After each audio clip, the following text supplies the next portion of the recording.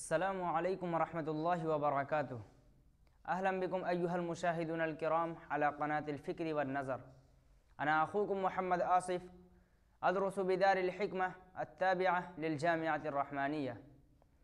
حزب الله يكذب إعلان إسرائيل استهداف مسؤوليات. هل تصعد الاقتصادات السعودية والهند وإندونيسيا إلى مصاف الكبار؟ عليا في الهند تلغي قرار الإفراج عن مدانين باغتصاب سيدة مسلمة. أهكذا ترسم إسرائيل سيناريوهات الحرب في غزة؟ نفي حزب الله اللبناني مساء أمس الثلاثاء ادعاء جيش الاحتلال الإسرائيلي اغتيال مسؤول وحدة المسيرات أو القوة الجوية في الحزب على حسين برجي وسط تصاعد المواجهات بين الجانبين، بما ينذر بتوسع رقعة الصراع. وقال الحزب في بيان: ادعت هيئة البث في الكيان الصهيوني والمتحدث العسكري باسم جيش الاحتلال الإسرائيلي أن العدو قام باغتيال من أسماه تارة مسؤول وحدة المسيرات في حزب الله ومسؤول القوة الجوية تارة أخرى. وأضاف البيان أن مسؤول وحدة المسيرات أو القوة الجوية في الحزب لم يتعرض بتاتا لأي محاولة اغتيال كما ادعى العدو. وكان المتحدث العسكري باسم جيش الاحتلال دانيال هاغاري قد أعلن اغتيال مسؤول وحدة المسيرات في حزب الله بقصف جوي جنوب لبنان بعد ساعات من إعلان أنه قاد هجوما على قاعدة عسكرية شمال إسرائيل. وقال هاغاري بحسب ما نقلته الصحيفة بيديعوت وحرونوت الإسرائيلية على موقعها الإلكتروني: استهدفناه باستخدام طائرة تابعة لسلاح الجو الإسرائيلي. برجي قاعد عشرات الهجمات ضد إسرائيل باستخدام الطائرات المسيرة. الهند أشارت صحيفة إيكونوميست البريطانية إلى التأثيرات الهيكلية التي تفرزها تحولات الاقتصاد العالمي بسبب التكنولوجيات الخضراء الناشئة والعلاقات التجارية المتشظية، مما يجعل الدولة تلعب دورا كبيرا خاصة في البلدان الغنية، حيث تخصص الحكومات ميزانيات ضخمة للصناعات الاستراتيجية. وتسعى العديد من البلدان النامية إلى تنفيذ خطط نمو طموحة بهدف التحول إلى دول مرتفعة الدخل في غضون فترة قياسية لا تتجاوز 25 عاما. ووفقا للصحيفة فإن خطط التنويع التي تتنبأها الهند وإندونيسيا والمملكة العربية السعودية تؤكد على التكامل العالمي والمشاركة في سلاسل العرض الخضراء، مما يشير إلى التحول عن استراتيجيات التنمية السابقة. ومن نواحي عديدة يختار العالم النامي الاعتماد على العولمة سبيلا للعبور، حيث شهدت إندونيسيا تطورا اقتصاديا وتوسعا في البنية التحتية والاستثمارات الأجنبية بشكل كبير خلال الأعوام الماضية.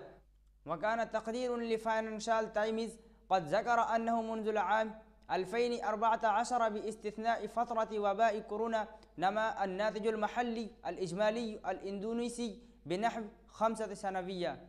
ألغت المحكمة العليا في الهند قرارا سابقا لحكومة ولاية غجرات على الساحل الغربي للبلاد بالإفراج عن 11 هندونيسيا أدينوا بالاغتصاب الجماعي لسيدة مسلمة كانت حاملة، وذلك خلال أعمال عنف شهدت مجزرة كبيرة ضد المسلمين عام 2002. وحكم على هؤلاء الأشخاص بالسجن المؤبد مطلع 2008، ولكن حكومة غجرات التي يحكمها حزب بهاراتيا جنتا القومي الهندوسي بزعامة رئيس الوزراء الحالي ناريندرا مودي أفرجت عنهم عام 2022 بعد أن أوصت إدارة السجن الذي كانوا فيه بأنهم مؤهلون للعفو عنهم بالنظر إلى حسن سلوكهم وتمضيتهم 14 عاما في الاحتجاز.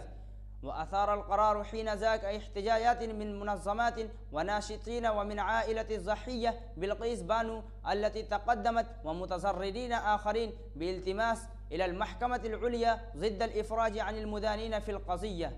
وفي الحكم الذي أصدرته اليوم رفضت المحكمة العليا طلبا تقدم به الجناة لإبقائهم في حالة السراح، وأمرتهم بتسليم أنفسهم لإدارة السجن خلال أسبوعين. في ظل الهوفة الواسعة بين رؤية الإسرائيليين للحرب على غزة ورؤية العالم لها، لجأ قادة إسرائيل إلى اعتماد خطابين مختلفين عندما يتحدثون إلى الجمهورين المحلي والدولي حول سيناريوهات الحرب المستمرة منذ 3 أشهر دون تحقيق أي من الأهداف التي حددتها الحكومة الإسرائيلية.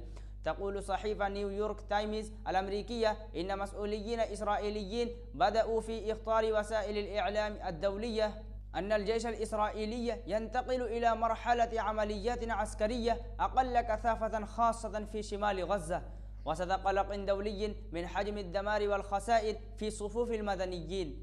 بالمقابل سعت القيادة الإسرائيلية إلى تهدئة الرأي العام الإسرائيلي، مؤكدة أنها ملتزمة بحرب طويلة الأمد في غزة من أجل للقضاء على المقاومة الفلسطينية بقيادة حركة المقاومة الإسلامية حتى وإن تغيرت تكتيكاتها العسكرية.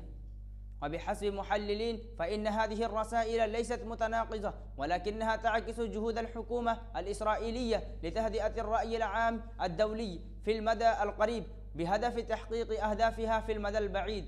أما في الداخل فيتعين على الحكومة أن تستجيب للإسرائيليين الذين أصيبوا بصدمة نفسية بسبب الهجوم الذي تعرضت له تل أبيب في 7 أكتوبر تشرين الأول الماضي، والذين ما زالوا يريدون من الحكومة أن تفي بوعدها بإنهاء سيطرة حماس على غزة وفقا للصحفية الأمريكية.